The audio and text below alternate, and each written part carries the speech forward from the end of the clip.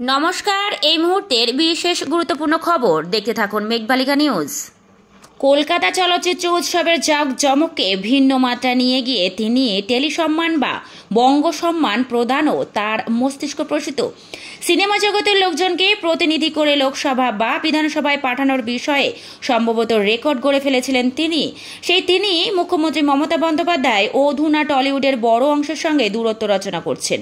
অন্তত দুটি দৃষ্টান্ত তেমন ইঙ্গিত করছে।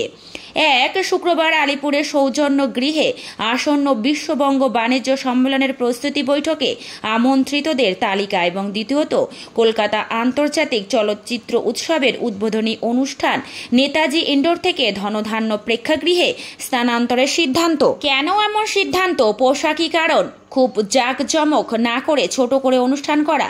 কিন্তু শাসক শিবির এবং প্রশাসনিক মহল জানে কারণ আরজিকর আন্দোলন।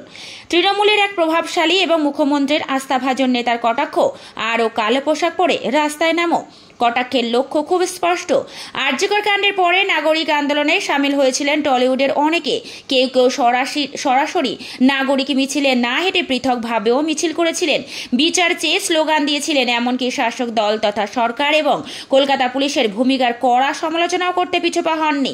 তারকাদের অনেকেই টলিগঞ্জের স্টুডিওর সামনে জমায়েত হয়ে আরজিকর হাসপাতালের সামনে যাওয়ার কর্মসূচিতে যোগ দিয়েছিলেন। ঘটনাচক্রে তখন শ্যামবাজার থেকে আরজিকর পর্যন্ত জমায়েত বা মিছিলে নিষিদ্ধ ছিল। তাতে দমেনি টলিগঞ্জের ওই ক্ষুব্ধ তারকারা বাস ভাড়া করে খন্না সিনেমা পর্যন্ত, সেখান থেকে শ্যামবাজার পর্যন্ত মিছিল করেছিলেন তারা।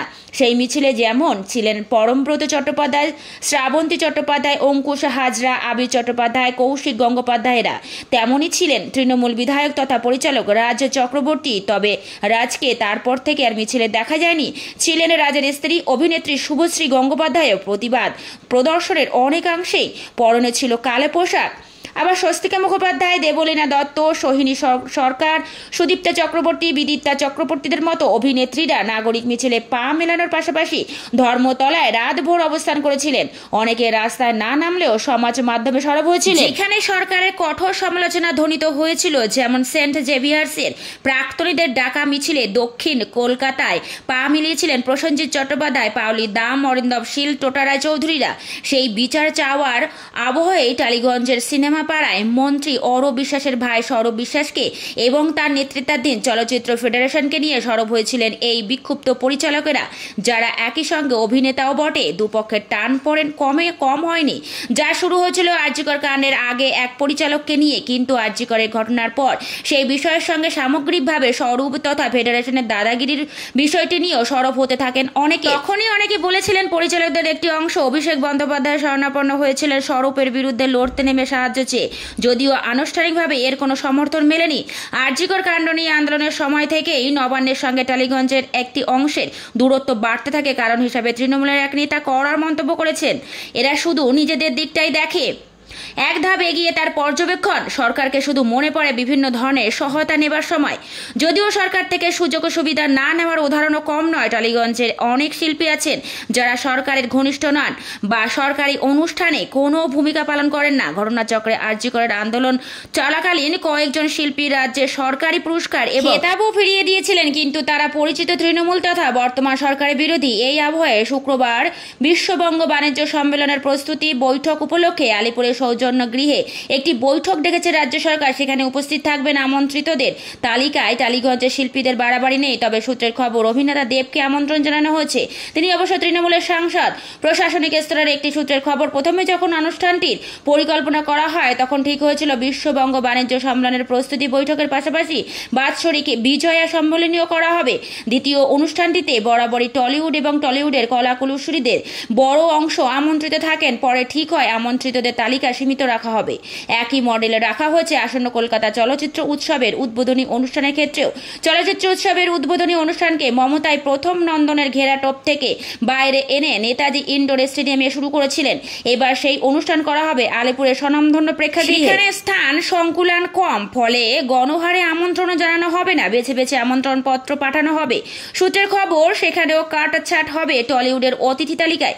এই দুই ইঙ্গিতেই বুঝদার লোকেরা বুঝতে পারছেন যে মমতা সচেতনভাবে দূরত্ব বজায় রাখতে চাইছেন সরকার এবং শাসক দলের প্রথম সারির অনেকেরই বক্তব্য আরজি করের ঘটনায় তৈরি নাগরিক ক্ষোভে বাড়তি অক্সিজেন দিয়েছিলেন তারকাদের একাংশের ভূমিকা, যা নিয়ে শাসক শিবিরেও ক্ষোভ এবং অনুযোগ কম ছিল না। রেওয়াজ শুরু করেছিলেন মমতা। 2011 সালে মুখ্যমন্ত্রী হওয়ার আগে 2009 সালে লোকসভা ভোটে বীরভূমে মমতা প্রার্থী করেছিলেন অভিনেত্রী শতাব্দী রায়কে। তারপরে চিরঞ্জিত চক্রবর্তী, সোহম চক্রবর্তী, কাঞ্চন মল্লিক রাজদের বিধানসভায় পাঠানো থেকে মুনমুন সেন, সন্ধ্যা রায়, নুসরত জাহান, মিমি চক্রবর্তীদের লোকসভায় পাঠিয়েছিলেন মমতা। 6 মাস আগের লোকসভা ভোটেও রচনা ব্যানার্জি, সায়নী ঘোষ, জুন মালিয়াদের টিকিট দিয়ে সেই ধারাবাহিকতা বজায় রেখেছিলেন তিনি। তারা জিতে সাংসদ হয়েছেন। রাজনীতি থেকে সরে আসার সিদ্ধান্ত ঘোষণার পরেও খানিকটা মমতার কথা রাজি হয়েই 2024 সালের লোকসভা ভোটে আবার ঘাটালে দাঁড়াতে রাজি হন দেব।